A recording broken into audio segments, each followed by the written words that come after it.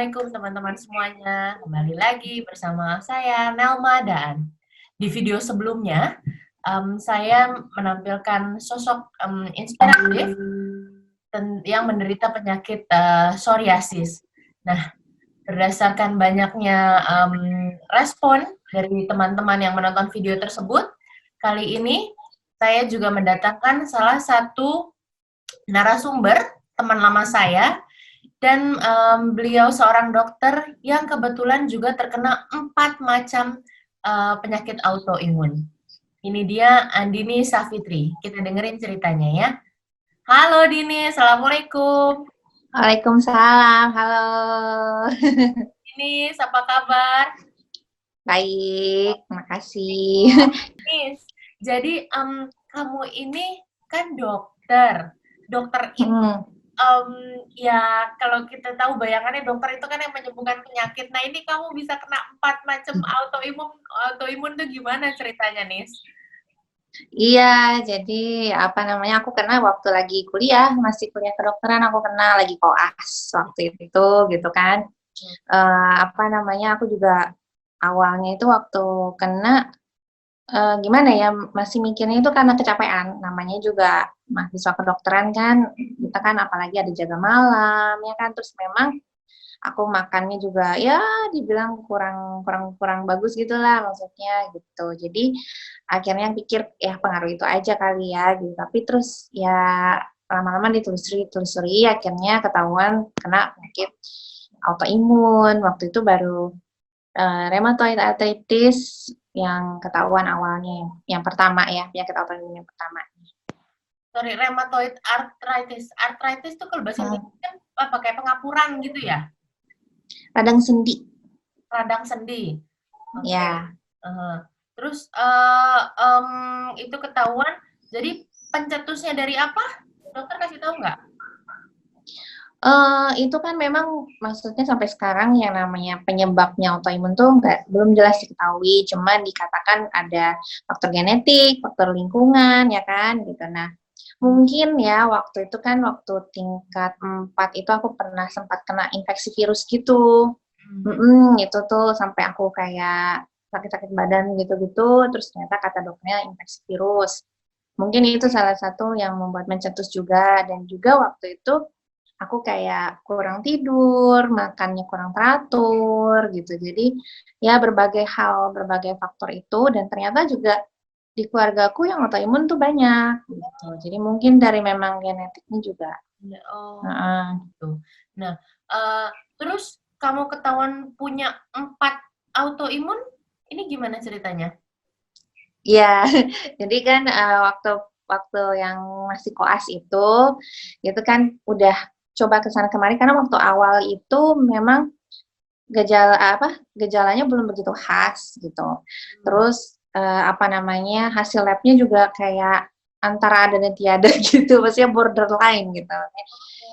Sedikit di atas normal gitu loh. Jadi kayak masih belum begitu jelas. Akhirnya ke beberapa dokter. Nah, terus akhirnya di Singapura sama dokter rheumatologi gitu dikatakan rheumatoid arthritis gitu, dan juga ini kemungkinan Sjogren syndrome, itu penyakit autoimun juga yang menyebabkan kering-kering. Jadi dia menyerang kelenjar penghasil cairan tubuh. Jadi bikin mata kering, mulut kering gitu. Nah, itu dibilang ini kena RA dan Sjogren syndrome nih gitu. Tapi masih ringan katanya gitu. Tapi yang dominan RA-nya.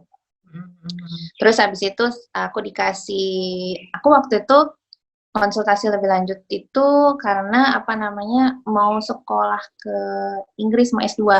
Udah lulus nih ceritanya kan, udah lulus. Mau S2 ke Inggris, mau lanjut gitu. Nah, akhirnya dikasih obat sama dokternya untuk bisa melanjutkan sekolah kan gitu di sana, bawa obat dari sini gitu. Nah, ternyata di sana karena cuaca dingin mungkin ya kan, aku di Inggris juga nih sama kayak Delma sekarang. Nah, itu kan tahu sendiri ya kalau cuaca dinginnya kan gitu.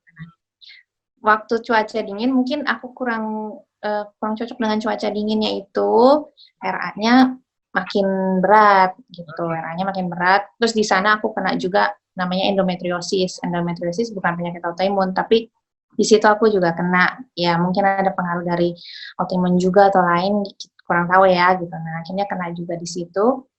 Nah tapi Sjogren syndrome-nya cocok dengan obat dari dokternya. Akhirnya setelah pulang ke Indonesia itu katanya untuk Sjogren syndrome-nya itu sudah terkendali gitu. Tapi RA-nya makin berat. Ya Oh, mungkin karena jadi ada yang karena turun, cuaca. ada yang naik gitu ya? Iya, nah terus akhirnya apa namanya lanjut itu obatnya dinaikin dosisnya, dicoba dinaikin dosisnya kan gitu. Nah terus akhirnya itu kan dokter yang menyatakan itu kan tadinya dokter aku di Singapura kan ya gitu. Nah terus akhirnya aku mulai kerja di sini, pulang ke Indonesia tuh mulai kerja di sini, tapi mungkin aku nggak bisa kerja untuk 5 hari dalam seminggu gitu, mungkin terlalu berat buat aku kali ya, dan juga pekerjaannya tuh ada perlu keluar kota juga gitu kan, mungkin terlalu berat buat aku. Terus akhirnya apa namanya inflamasi di tubuh, peradangan di tubuh aku naik gitu. Terus akhirnya aku dirawat di rumah sakit. Terus itu mulai menurun kondisi dari situ. Terus habis itu aku kena stroke yang pertama gitu. Sampai kan? Nah, Oke. terus akhirnya apa namanya obatnya mesti diganti dan lain hal gitu. Nah, terus di situ ketahuan ada penyakit autoimun lagi namanya Addison's disease. Edison? Gitu. Addison disease. Oke, Edison disease ya. Nah, terus tadinya kan stroke-nya itu karena apa namanya pengentalan darah ya, gitu. Jadi kayak komplikasi dari RA-nya, darahnya jadi kental gitu. Nah, terus habis itu apa namanya setelah itu ya bisa dikatakan tiap tahun tuh stroke. Oh, Tahun depannya stroke lagi, ya, stroke lagi. Sampai sekarang udah 8 kali ya gitu. Nah, tapi lama-lama ketahuan gitu dari hasil apa namanya MRI bahwa ada vaskulitis namanya vaskulitis itu penyakit autoimun juga peradangan pembuluh darah. Nah itu peradangan pembuluh darahnya di otak dan dari hasil pemeriksaan mata juga udah ada sedikit kena ke mata gitu. Nah dan terus ternyata yang terakhir kali itu aku dirawat itu apa namanya aku ada apa sih namanya salah satu organ juga ya kelenjar itu yang tidak bisa bekerja dengan baik gitu kan. Gitu. Nah itu jadinya autoimun hipoparatiroid gitu namanya. Nah itu ternyata satu paket sama yang Addison disease. Makanya bukan jadi 5 tapi tetap 4 cuma itu paketan. Namanya autoimun polyglandular syndrome tipe 1 gitu. Ya untung nggak jadi nambah jadi 5 ya. Cuma masih itu ternyata paketan dengan yang Addison disease itu tadi yang sebelumnya gitu. Oke.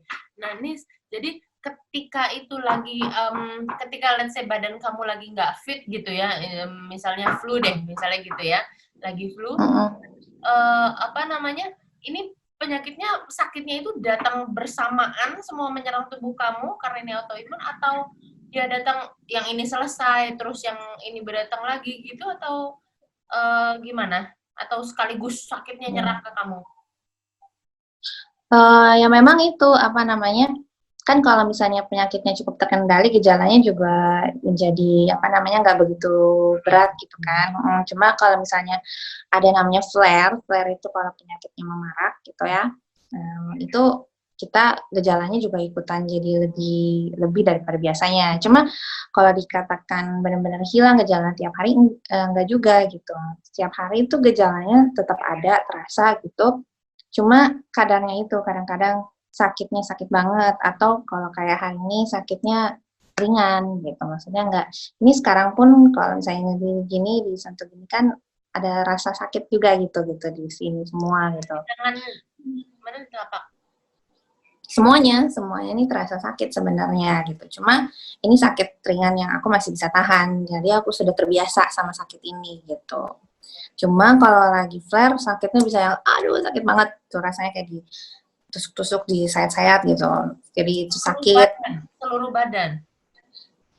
Seluruh badan gitu. Nah, tapi kadang-kadang juga yang kayak kering tadi, keringnya bisa kering banget atau keringnya kering lebih ringan, nggak begitu terasa kering gitu-gitu. Itu bisa naik turun rasanya gitu. Kalau Jadi nggak pernah ada nggak tanpa gejala tuh nggak pernah ada, cuma ringan. oke. Cuma Akhirnya kita yang menyesuaikan ya rasa sakitnya. ya Oh, lama-lama kan kita terbiasa dengan yang ringan tadi ya, akhirnya kita dengan yang ringan tadi ya kita bisa hidup dengan yang ringan tadi gitu. jadi ya badan rasanya selalu nggak nyaman dong nih karena ada sakit itu. Ya sebenarnya ya makanya kalau kalau kita ditanya gitu sama orang kan, sehat nih gitu kan, jawabannya ya sehat ala autoimun gitu, sehat ala autoimun karena bagi kita ya gitu itu kayak ya itu my new normal gitu. Iya, iya. Itu karena itu kenyamanan yang namanya nyaman buat aku ya nyaman adalah di mana gejalanya itu dalam dalam kadar yang ringan gitu, tapi selalu aku rasakan. Cuma kalau dibilang gak nyaman ya berarti gak nyaman, tapi buat aku itu udah menjadi sesuatu hal yang aku udah biasa gitu, karena aku kan udah berapa tahun sih ini dari sejak 2009 kan aku gitu sampai sekarang, jadi kayak itu lama-lama udah menjadi hal yang biasa. Tapi kalau lagi flare dan itu sakit banget ya memang aku tetap merasa itu sakit banget gitu. Jadi ketika lagi flare gitu ya, ini menghambat mobilitas kamu? Apa kamu harus benar-benar total bed rest gitu? Ya tergantung karena kadang-kadang kalau flare itu bisa yang dominan sakit atau yang flare itu dominan fatigue. Fatigue itu maksudnya apa namanya lemes-lemes yang lemes banget begitu. Nah itu kalau udah fatigue itu aku aduh nggak mau ngangkat badan aja rasanya susah gitu. Jadi akhirnya ya lebih banyak di tempat tidur gitu. Benar-benar kayak maksain bangun itu cuma buat mandi sama makan kan, tapi itu juga udah kayak abis mandi rasanya kayak kayak abis lari maraton gitu, kayak udah benar-benar perjuangan banget gitu. Iya, jadinya aktivitas kamu banyak mobilisasinya banyak ini ya, banyak berkurang jadinya ya. Ya, jadi aku memang jadi mesti menyesuaikan kan, maksudnya aku ternyata, tapi beda-beda ya, maksudnya ada penyandang yang kondisinya lebih ringan gitu kan. Memang memang kena di tiap orang bisa beda-beda. Jadi ada yang, oh, ada yang jadi cukup agresif dan berat, tapi ada juga yang masih ringan. Nah, masih ringan itu ada orang yang masih bisa kerja 5 hari dalam seminggu. Nah, ternyata aku kan udah pernah nyobain, ternyata nggak bisa nih gitu. Jadi aku mesti kerja yang part time gitu kan, atau yang sesuatu yang kerja dari rumah gitu. Nah, memang jadi aku menyesuaikan kalau misalnya hari ini aku keluar gitu, besoknya aku di rumah istirahat gitu misalnya. Terus aku membuat jadwal sebulan itu aku udah bikin jadwal gitu.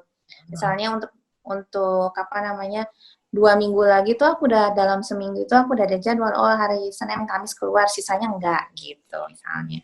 Jadi harus disiplin sama diri kita sendiri ya, daripada kita sakit. Ya, Oke. Nah, ini kata dokter bisa disembuhkan nggak? ya kalau sampai sekarang penyakit autoimun masih belum bisa disembuhkan ya. Memang kompleks soalnya penyakitnya ya. Apalagi tadi kan multifaktorial, penyebab jelasnya belum diketahui. Jadi sampai sekarang, tapi yang namanya ilmu pengetahuan dan memang Allah pun menjanjikan bahwa setiap penyakit ada obatnya kan gitu. Jadi ya ada pasti, cuma kita belum tahu aja kan gitu. Nah, itu masih terus diteliti juga. Dan sebenarnya sekarang di UK itu ada ini ya, ada semacam penelitian imunoterapi gitu. Nah, itu makanya itu ada harapan-harapan lah mungkin ke depannya itu bisa menjadi penyembuhan seperti itu. Tapi ya kembali lagi mungkin biayanya mahal, nggak semua orang bisa juga gitu. Tapi kan ke depan ya kita nggak tahu ya. Ya. Gitu, seperti itu. Nah, ini kalau misalnya aku baca di blognya kamu nih, kan kamu memang sudah coba pengobatannya banyak di luar negeri ya. Memangnya kalau di dalam negeri ini sebenarnya untuk autoimun sudah ada dokter atau sudah ada satu rumah sakit yang khusus untuk autoimun belum sih? Enggak, karena memang yang namanya autoimun itu kan bisa menyerang dari atas sampai bawah manapun bisa gitu. Jadi kalau dibilang satu dokter bisa untuk penyakit autoimun, berarti dia dokter yang bisa mengerti semua atas sampai bawahnya kan, maksudnya dia sangat ahli untuk semuanya dari atas sampai bawah itu kan susah gitu, ya kan. Nah dokter kan spesialisasi masing-masing gitu. Jadi sebenarnya yang namanya untuk penyakit autoimun itu teamwork seharusnya gitu, dokternya teamwork gitu. Nah tapi kalau misalnya dibilang rumah sakit khusus untuk autoimun sampai sekarang itu belum ada gitu. Tapi ke depan itu memang sesuatu hal yang apa namanya mudah-mudahan bisa ada gitu ya. Suatu rumah sakit yang khusus autoimun memang dokter-dokternya itu teamwork gitu dan mereka ya sama-sama memahami untuk yang lebih detail spesifik yang tiap bagian masing-masing itu gitu. Tapi mereka selalu mengadakan misalnya meeting untuk bersama untuk membahas si tiap pasien-pasiennya itu tersebut gitu. Nah, apa namanya, sebenarnya sih bukan cuma di Indonesia ya, maksudnya untuk di luar negeri juga belum ada yang seperti itu yang khusus untuk autoimun. Terus, Nis, kasih tahu dong, mungkin di sini ada teman-teman juga yang sedang mencari informasi. Kalau di Indonesia, jadi kamu berobatnya kemana, Nis? Aku ada dokter hematologi ya, sama dokter darah, karena kan tadi aku ada kekentalan darah kan. Nah, kalau dokter hematologi itu udah mencakup untuk penyakit vaskulitis, aku tes rheumatoid arthritis, Sjogren syndrome gitu. Nah, kemudian aku ada dokter endokrin. Nah, dokter endokrin aku itu di Singapura gitu, karena memang ada obat yang di sini nggak ada obat aku itu gitu. Jadi aku berobatnya sama dokter endokrinnya di Singapura gitu. Nah, tapi memang agak kesulitan nih sekarang nggak bisa ke sana. Gitu. Nah, terus apa namanya ada kalau lagi aku stroke itu ada dokter sarafnya yang memang aku udah rutin itu untuk ke dokter itu gitu. Di sini, di Indonesia ya? Iya. Oh, oke. Jadinya, nah obat-obatnya sendiri juga kebanyakan impor, harus impor. Enggak sih, masih masih kebanyakan adanya di sini gitu. Cuma ada obat yang memang nggak ada di sini, belum ada di sini gitu. Terus kalau autoimun itu dia ada stage-stage-nya nggak sih? Kayak misalnya cancer kan dia ada stage 1, stage 2 gitu-gitu. Kalau autoimun nih ada nggak? Kalau autoimun itu ada mild, moderate, severe gitu. Terus apa namanya? Ada yang namanya seronegatif, seropositif. Seropositif tuh maksudnya labnya positif, seronegatif maksudnya labnya negatif gitu. Nah, jadi kalau misalnya yang apa namanya biasanya tuh kalau misalnya di diagnosanya nggak cuma ditulis rheumatoid arthritis, tapi mild rheumatoid arthritis, seropositif misalnya gitu. Okay. Nah untuk kondisi kamu, maaf aku boleh tahu nggak? Jadi kondisinya itu dimasukkan. Kalau aku, oh yang kalian tadi sih dulu sih terakhir itu aku dibilangnya moderate progresif seropositif gitu. Moderate progresif. Oh, oke, progresif ya. Ya. Nah, Nis, jadi pengobatannya ini berupa apa? Obat minum atau ada apa lagi dari luar? Iya, kalau aku sih kebanyakan obat minum ya, gitu. Cuma aku ada namanya apa namanya obat emergency yang disuntik ke otot gitu. Itu ada obat emergency yang kalau misalnya aku tiba-tiba pingsan atau kejang atau apa itu ada itu untuk penyakit Addison disease aku itu karena ada suatu kegawat daruratan namanya krisis adrenal. Nah, itu aku harus sedia selalu obat emergency itu gitu. Jadi kalau misalnya itu terjadi, itu aku harus disuntik. Terus aku ada kayak gelang ini, medic alert namanya. Itu karena di baliknya itu ada tulisan penyakit aku gitu. Jadi orang-orang yang dengan penyakit aku itu diwajibkan ya kalau di Amerika diwajibkan harus memakai seperti ini gitu. Ini juga dari temen aku yang spesialis di Amerika, dia spesialis endokrin di Amerika, terus dia bilang, Nis kamu harus punya gelang kayak gini gitu, akhirnya dia pesenin gitu. Informasi ya. Karena itu kegawat daruratan dan penyakit langka, jadi supaya begitu sampai rumah sakit kalau misalnya aku dalam kondisi yang pingsan misalnya gitu kan, itu terus dokternya bisa tahu gitu. Jadi langsung disuntikin obatnya. Nah, tapi aku pernah terapi yang mirip kayak kemoterapi gitu. Itu setiap bulan aku ke rumah sakit untuk diinfus. Jadi tiap bulan aku cek darah dulu, terus kemudian oh ya cek darahnya oke, clear, itu diinfus di rumah sakit. Selama waktu itu 13 kali, jadi 13 bulan. 13 bulan, tiap bulan jadinya ya. Oh, oke. Nah, Nis, misalnya nih gitu ya, lagi fine-fine aja keadaannya, terus tiba-tiba aja kamu keluar dan kamu ngerasa oh pusing nih, terus kamu pingsan, let's say gitu ya. Nah, kamu taunya dari mana kalau itu autoimun yang uh, RA atau yang Addison disease atau yang vaskulitis gitu? Itu gimana kamu taunya? Karena kan kamu harus nyuntikin kan? Kamu harus nyuntikin sendiri kan? Itu gimana kamu mengetahui gejala apa namanya penyakitnya? Kalau itu sulit dijelaskan ya, ada perasaan di badan sih kalau misalnya itu rasanya memang ya bisa ngerasain sendiri gitu kalau misalnya yang ini. Tapi memang yang bikin pingsan itu ya terutama yang si Addison disease sih. Kalau yang lain-lain nggak terlalu ke arah sana gitu. Jadi memang ya kalau misalnya sampai gitu kemungkinan besar yang penyebabnya adalah si Addison itu gitu. Oh, oke. Jadi ya kita juga harus mengetahui ya misalnya, aduh kenanya nih pusing, berarti kenanya ini gue harus minum obatnya yang ini gitu ya. Iya, itu sebenarnya kalau di dalam dunia medis kan ada dibilang gejalanya begini-begini gitu. Nah, ternyata pas kita ngalamin sendiri itu memang kita bisa ngerasain bedanya ya.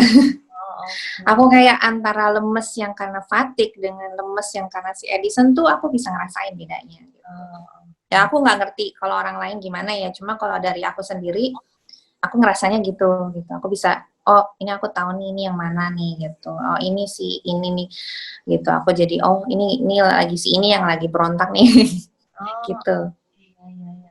Nah, Nis, jadi kamu pernah coba pengobatan herbal nggak sih, Nis? Kayak, ya aku nggak tahu deh, tapi ya pengobatan herbal gitu yang minum-minum obat non medis? Kalau yang kayak gitu aku ada juga, tapi sebetulnya bukan karena apa ya, bukan karena aku sendiri yang mencoba-coba gitu kan. Cuma memang aku juga ada ke dokter functional medicine gitu. Dokter dokter functional medicine yang memang mempunyai gelar untuk itu, yang memang sudah di training untuk itu gitu. Jadi tetap dengan pengawasan gitu. Dan itu memang dan aku jadi nggak sembarang coba-coba. Jadi aku nggak dari ada orang gitu ya Iya, iya. nawarin terus aku main nyoba gitu enggak. Oh, oke. Jadi tetap harus ada. Itu emang memang dia berdasarkan keilmuan dia itu memeriksa aku, oh ya, dan itu nggak banyak sih, tapi tidak pernah sampai aku jadi meminum itu kemudian stop pengobatan dokter, itu nggak pernah. Jadi memang sama dokter functional medicine-nya juga bukan untuk itu, memang ini hanya untuk ikut membantu ya, mensupport, bukan untuk menggantikan gitu, yang dari dokter utamanya gitu. Nah, Nis, untuk autoimun ini jadi di kamu ada remisi juga? Lagi tidur Iya. nih autoimunnya? Betul, ya ya. Jadi kalau misalnya di autoimun itu kita katakan remisi. Remisi itu di mana penyakitnya itu bisa dibilang redam gitu kan. Jadi si apa namanya dibilang tidur lah si penyakitnya itu gitu kan. Jadi dia tetap ada tapi dia lagi nggak aktif nyerang nih gitu. Nah, aku pernah remisi setelah yang aku tadi cerita dapat infus 13 kali itu kan.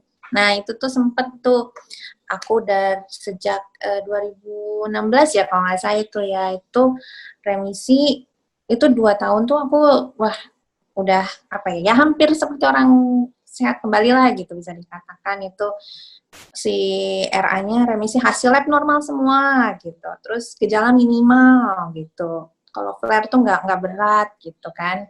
Nah, itu tuh sempat remisi, tapi terus gara-gara endometriosis aku kumat lagi, kan udah sempat dioperasi nih, ada endometriosisnya dulu 2013 gitu. Tapi terus kemudian sekitar awal 2018 ya itu dia mulai muncul lagi gitu. Nah, terus ya karena dia muncul, memicu lagi si autoimunnya, akhirnya ya balik lagi gitu. Tapi ya itu, kadang-kadang ada hal-hal di luar kendali kita ya, kita mau gimana punya, kita telah berusaha, tapi kadang-kadang tetap ada hal di luar kendali, jadi ya gitu. Nah, kayak misalnya nih sekarang nih lagi corona kayak gini ya, ini kan terus segala macam gitu. Nah, sebenarnya sebagai penderita autoimun itu ya mohon maaf tapi ya badan kita ini memang lebih rentan ya, jadinya memang harus ekstra take care banget gitu sama badan kita kan ya. Ya, jadi kalau misalnya untuk yang autoimun itu, kalau misalnya berdasarkannya, ini dari UK juga deh kalau nggak salah ya, jadi kalau misalnya itu mereka sudah membuat semacam scoring system, tapi itu dokternya ya tetap yang menentukan ya, jadi bukan dari pasien sendiri, cuma ada suatu istilahnya patokan lah buat para dokter itu untuk menentukan pasien ini seberapa rentan gitu. Nah, jadi tergantung dari apa? Tergantung dari aktivitas penyakitnya gitu. Jadi kalau misalnya semakin penyakitnya lagi nggak terkendali, itu semakin rentan seseorang gitu.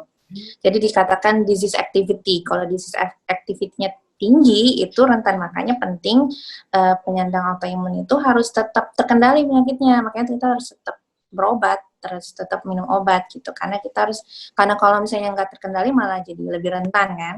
Nah, kemudian juga dari obatnya gitu. Nah, kalau misalnya kayak aku minum 2 macam obat imunosupresan namanya, itu yang menekan imun.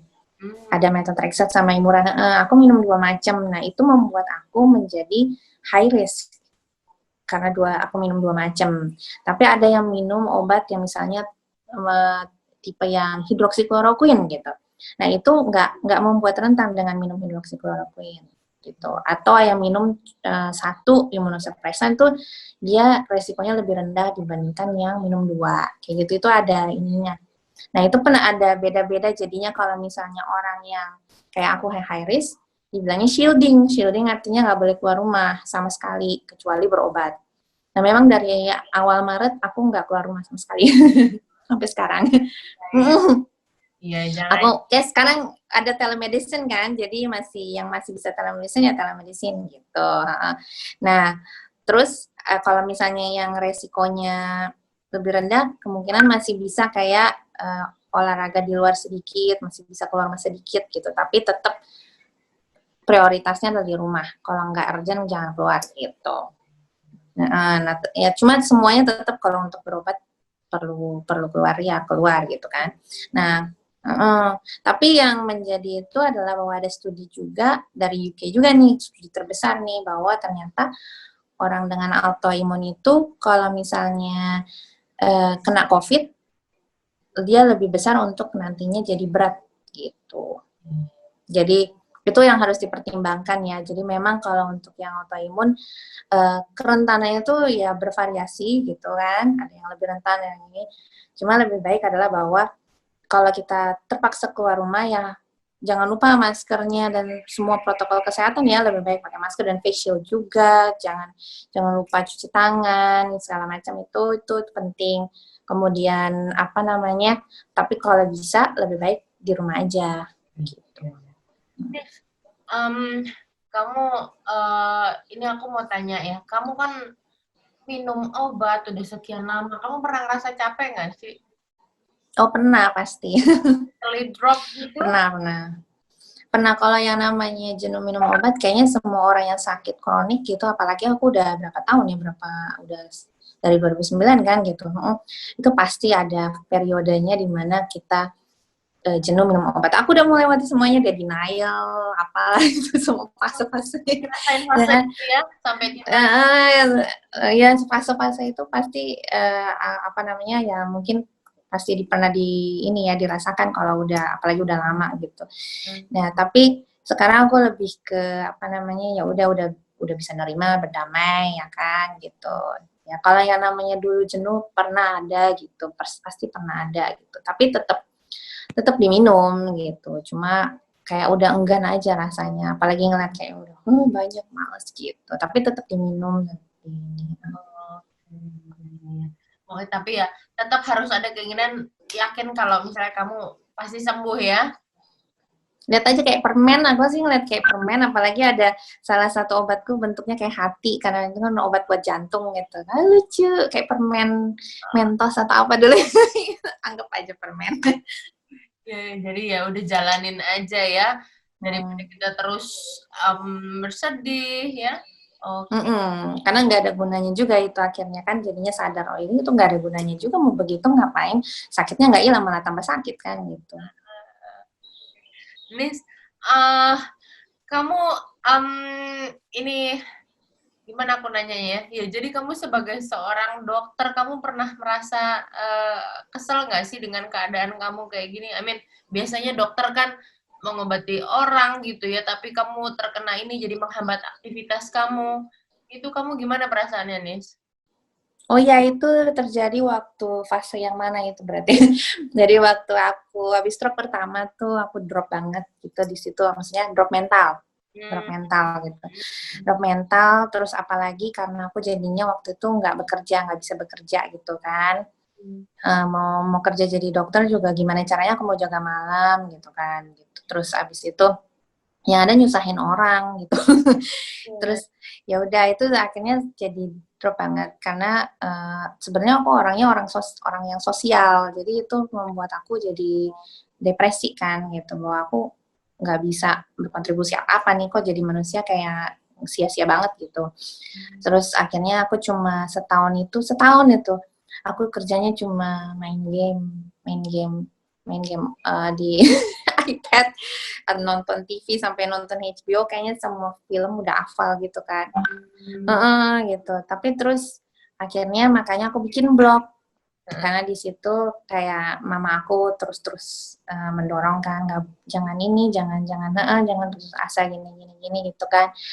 Terus apa namanya akhirnya bisa bangkit lagi, dan blog itu yang membantu aku. Awalnya aku bikin blog itu tuh nggak ada maksud apa-apa ya, maksudnya itu aku nggak nyangka juga bahwa blog itu akhirnya banyak banget yang datengin gitu, ada banyak yang respon karena ternyata banyak yang ngerasain kayak aku gitu kan. Karena di Indonesia waktu itu belum ada orang yang bicarakan soal autoimun gitu kan, belum ada yang terbuka soal itu.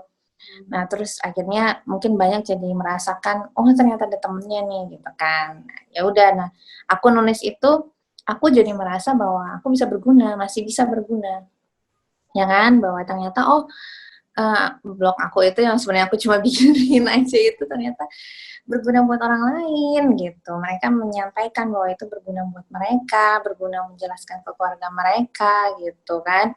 Mereka jadi bisa lebih menerima, bisa lebih mengerti. Terus akhirnya aku bikinlah komunitas autoimun Indonesia. Nah, di situ bahwa ternyata lah aku sebagai seorang dokter, yang menjadi dokter itu tidak harus hanya dengan praktek kan gitu. Aku masih bisa gitu mengaplikasikan ilmu, menolong orang seperti yang aku inginkan gitu, menjadi ya tetap sebagai dokter gitu dengan cara yang lain mungkin gitu. Iya, iya benar. Iya, aku lihat nih blognya teman-teman, nanti aku kasih juga linknya ya. Di situ memang Aninis juga mencantumkan para penderita autoimun lain dengan pengalamannya masing-masing ya. Jadi ini kayak satu wadah, mereka bisa saling berbagi, betul ya? Saling sharing informasi. Kita kalau misalnya ngerasa sendiri kan nggak enak, tapi begitu kita ketemu teman yang istilahnya merasakan hal yang sama, jadi merasa disupport. Ya, masa nggak sendiri gitu. Betul. Nah, Andinis, pesan ini dong terakhir untuk teman-teman yang sedang mengalami hal yang sama. Apa pesannya dari kamu? Iya, kalau pesan dari aku sih dijalani aja dengan sabar, perlahan, ya. Maksudnya one day at a time gitu. Jadi ya nggak apa-apa. Maksudnya kita jangan juga terlalu keras dengan diri kita. Bahwa mungkin ada hari-hari yang kita down, tapi ada hari-hari nanti kita bangkit kembali, pelan-pelan aja itu semua dijalani gitu dengan sabar gitu kan. Dan pada akhirnya insya Allah nanti bisa mencapai berdamai dengan penyakit. Jadi juga jangan bandel ya, konsisten. Kalau suruh minum obat ya minum obat, dan jaga badan kita harus konsisten ya, karena lebih Iya. nggak boleh bandel. Kadang-kadang kalau untuk makanan ada namanya cheating day, nggak apa-apa biar nggak stres, tapi jangan sering-sering. Iya, itu ada pantangannya nggak sih dari dokter? Kamu nggak boleh Itu ngapain gitu? enggak sih sebenarnya kalau dari dokter cuma bilang jangan pengawet kan, pemanis buatan yang kayak begitu-gitu loh, junk food gitu-gitu. Tapi pada akhirnya kita sendiri yang ngerasain. Kayak kalau aku ternyata dan aku udah periksa nutrigenomics juga gitu ya bahwa aku ternyata lactose intolerance sama moderate gluten intolerance gitu. Jadi dan itu memang sebelumnya aku udah ngerasain bahwa aku setiap kali makan itu badannya langsung flare gitu kan. Nah itu tiap orang bisa beda-beda. Tiap orang bisa beda-beda. Jadi sesuaikan dengan kita masing-masing gitu. Tapi kadang-kadang kalau lagi ada cheating day-nya gitu kan. Oh hari ini badan nih lagi agak enak kan cheating day sehari ini gitu. Walaupun kita udah tahu konsekuensinya ya. Tapi biar nggak stres. Jadi ya tetap harus nikmatin ya. Oke, kalau gitu. Andini, thank you very much ya. Makasih banyak. Aku tahu kamu lagi butuh istirahat, tapi mau nyempetin buat sharing sama teman-teman di sini. Ilmunya pasti bermanfaat banget. Dan teman-teman Insya Allah. yang mau nanti berbagi bisa langsung hubungin Dinis ya. Nanti aku kasih juga Instagram kamu ya, Nis. Sorry, apa? Sosmed kamu ya, Nis. Sama blog kamu ya. Ya, ke blog aja tuh ada bisa kalau misalnya itu kan ada bisa kontak di blog. Iya, iya. Kita langsung ke blognya Dinis dan kita doain mudah-mudahan Dinis dan teman-teman di sana yang sedang berjuang mudah-mudahan segera diberikan